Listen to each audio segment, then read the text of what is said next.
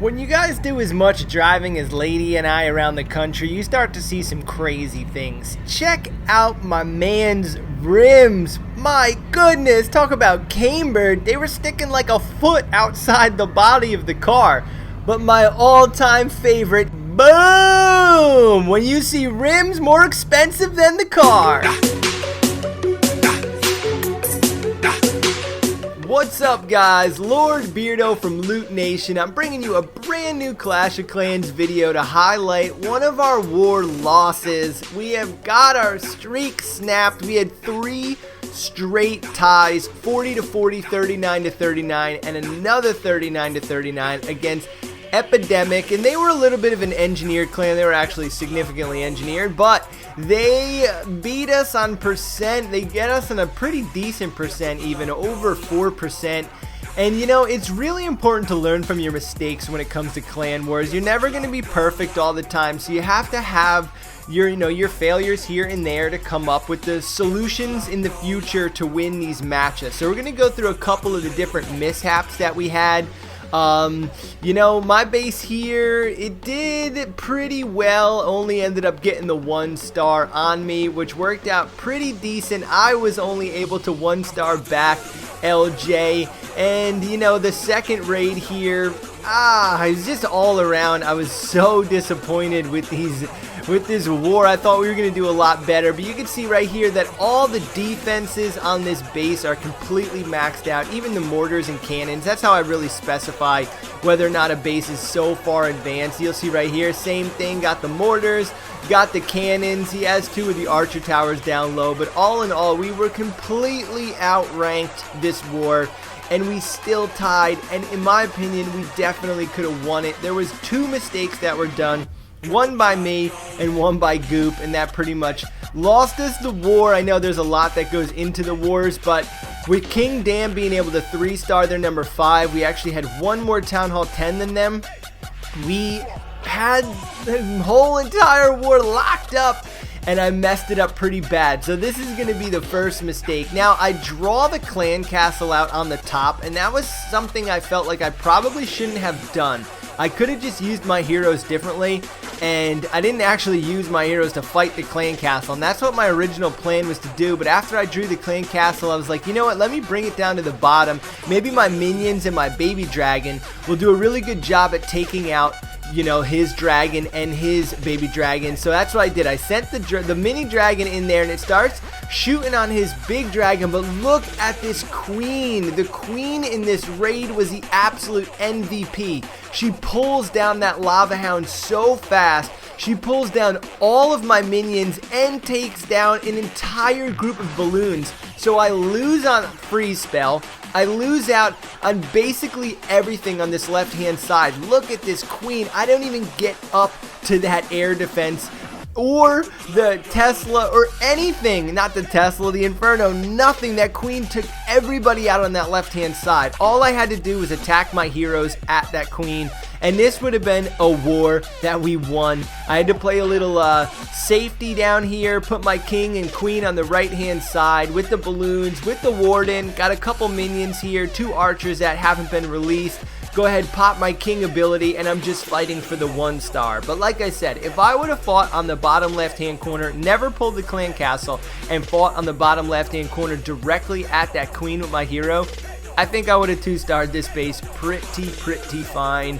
I got the lazy 1-star with half my army getting destroyed in the first 40 seconds of the match, and I was a little upset about this. I've actually been struggling pretty bad in war. I think I'm just getting in my head at this point. I'm in like my 10th or 11th straight war. Typically, I get my Dark Elixir fast enough to put my heroes down, so you get a little break with war, kind of keeps you fresh, keeps you learning some new ideas. But I've been really pushing, and once we started streaking in the clan, we couldn't switch anything up, and I think it's kind of gotten in my head, man. I just really, all around, I've been struggling against the number 1s, which is crazy because I'm pushing in Legends, and I'm fighting bases that are significantly more advanced sometimes, and still coming up with some bad stuff here. But you'll see that they're number 3, totally engineered. He didn't put up his Eagle Cannon, but he went ahead and did all the Town Hall 11 defenses with the Archer Towers and the cannons and the mortars. He's got some Wizard Towers left, but these bases are so engineered and they begin to be a total pain. Now, Goopster does have his Warden, so that helps out pretty well in this raid. He puts his loons right over on the left-hand corner, freezes the Inferno. Everybody's starting to get close. That baby dragon is murdering those troops down at the bottom, and there has to be a way for the attackers to take care of the baby dragon. These clan castles in Town Hall 11 are murdering the raids. They literally are murdering the raids. They're taking out huge groups of balloons with one baby dragon. They're taking out the Warden in a second with the baby dragon. There has to be something that's done. We need a solution, Supercell. These clan castles are butchering our raids and they're getting them out of the way, so there's no way to even draw the clan castle. I guess maybe you could use the skeleton spell, but there is just too many raids that I'm watching where clan castles are destroying the entire raid. And you know, there has to be a better solution for this. I think there needs to be some kind of balance.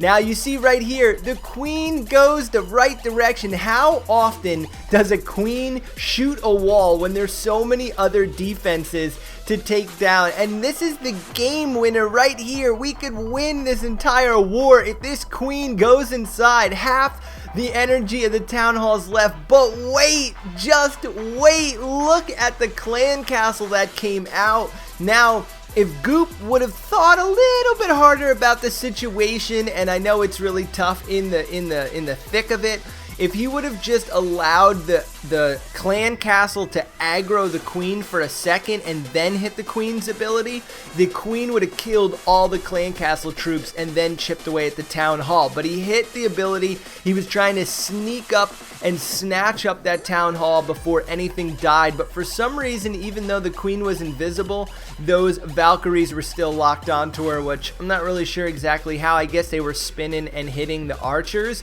But if he would have just waited a split second, maybe the outcome would have been a little bit different. So we had some mistakes, but with King Dam only getting 2-starred and him being able to 3-star, we kept the race close to get to 39, and he's gonna move in on this really funky base. And I like to kind of highlight these funky bases because everybody sees the same bases over and over. And it was funny because my clan for like 3 hours was trying to figure out how to hit this base. They were like, man, I know it looks simple, but something about this is gonna be difficult and weird because we're not used to hitting things like this. But it ended up being an absolute cakewalk. He brings in some bowlers, he's got some Valkyries, the witches are bringing up all the little Larrys, the kings are on opposite side, the king and queen on opposite side. The clan castle is drawn, but the queen is going to take out that clan castle pretty fast. Now the Valkyries go through the point of this base right here, and they move themselves very well into the core. And I love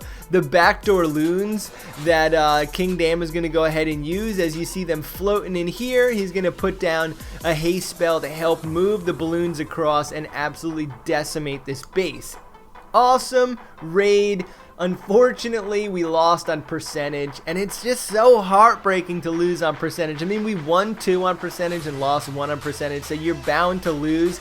And the fact that we were outranked by this clan, we did have 1 extra Town Hall 10, which kind of gave us a chance here. I mean, look at this random Tesla in the corner, but we were able to actually have a chance because they weren't able to lock up our number 5 because it was a Town Hall 10, and we were able to lock up theirs because it was a Town Hall 9, but being that their number 1 and their number 2 were so high ranked, even their number 3 was so high ranked. They had the top troops, top heroes. I mean, they weren't fully maxed out heroes, but they had plenty of firepower and strength to bury us as a clan. And they really didn't come up pretty big for themselves. They did win the war, so I can't even really say that. Maybe I'm just salty and bitter. I don't know. We lost. We got our first loss. We were on like a 7 or 8 game win streak. We came right back quick and won another one, and this is the war that we're currently matched up in, which I'm kind of, excited to see how we bounce back after such a deflating loss. We had it won, I had it personally won, and I played my raid wrong, and I really need to pay a little bit more attention when I'm planning out these top bases, because there's just little things that you can change about each and every raid. One spell here, one spell there, different ways of dealing with clan castles and troops, but all in all, we need a solution for the clan castle, and I'm really glad that they didn't up the amount of troops for the new Town Hall 11 castle, that they only gave us the ability to have that second spell. I feel like if more troops would have came out of the clan castle, 5 more troops can be such a big deal.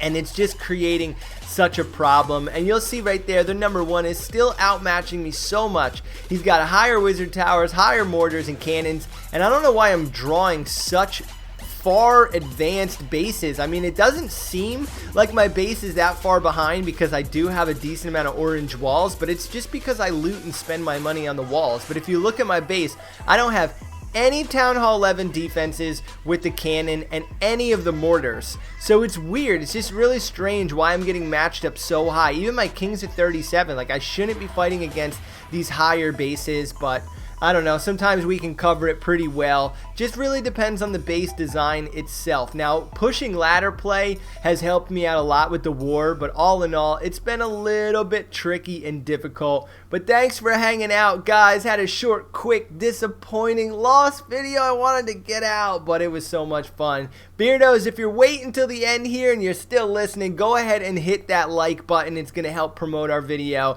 and get some more attention to the channel. Peace!